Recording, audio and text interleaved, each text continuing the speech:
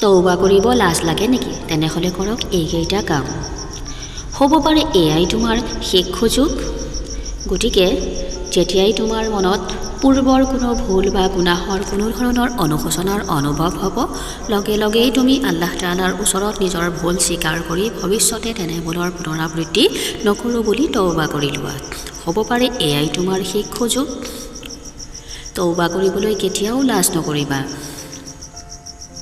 মনত ৰাখিবা, তোমাৰ গুনাহতকৈ আল্লাহৰ ক্ষমা কৰাৰ ক্ষমতা বহুত বহুত বেছি।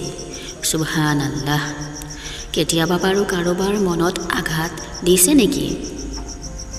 দুখ লগাকৈ কাৰোবাক কথা কৈছে নেকি? পৃথিৱীৰ একমাত্ৰ জীৱ মানুহ, যাৰ বিষ দাঁতত নহয় জিভাত থাকে। গতিকে কথা কোৱাৰ আগত চিন্তা কৰক, কৈ দিয়াৰ পিছত চৰি কৈ লাভ নাই। বহুত মানুহে সম্পত্তিৰ পাহাৰ গঢ়াৰ লোভত অনেক অসহায় মানুহক ঠগে। কিন্তু অন্যায় পথৰে উপাৰ্জন কৰা ইমান সম্পত্তি কৰিব কি? বহুত সময়ত দেখা যায় তেওঁলোকৰ সম্পত্তি ভোগ কৰিব পৰাকৈ কোনো উত্তৰাধিকাৰীয়েই নাথাকে। তেনেহ'লে অন্যায় পথৰে ইমানবোৰ সম্পত্তি অৰ্জন কৰাৰ কি প্ৰয়োজন আছিল? সময়ৰ স্তৰে স্তৰে চেহেৰা সলনি হয়, স্বাস্থ্য সলনি হয়।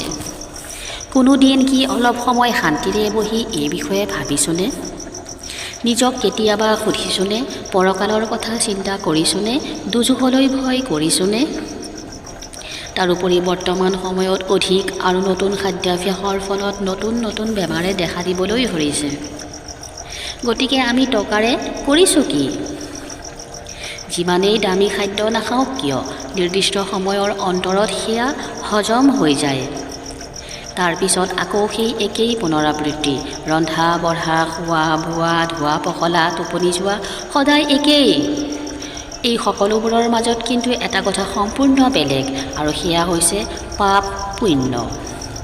আমি কিমান অৰ্জন কৰিছোঁ ভাবিবলৈ সময় পাইছেনে কেতিয়াবা?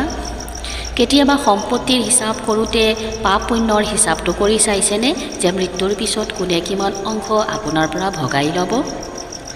অথবা আপোনাক কবৰত কোনোবাই সহায় কৰিব পাৰিব, যাৰ বাবে আপুনি অধেল সম্পত্তিৰ গৰাকী কৰি থৈ যাব?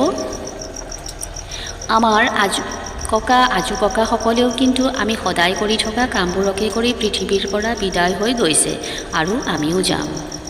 গতিকে সকলোৱে মিলি কোৰাণ হাদিছৰ আলোকত নিজক বিচাৰ বিবেচনা কৰি পৃথিৱীৰ পৰা যোৱাৰ পথ মুকলি কৰিব লাগে, আৰু সন্তানসকলকো পথ দেখুৱাব লাগে, নহয়নে বাৰু? যদি হয় প্লিজ কমেণ্ট কৰি জনাব। গতিকে সন্তানক টকাৰ পাহাৰ নহয় জ্ঞানৰ ভাণ্ডাৰ দি যাওক, তাতে কিন্তু আপোনাৰ ইহকাল আৰু পৰকাল দুয়োটাই সুন্দৰ হ'ব। যদি ভিডিঅ'টো ভাল লাগিছে প্লিজ লাইক, কমেণ্ট, শ্বেয়াৰ আৰু ছাবস্ক্ৰাইব কৰি দিব।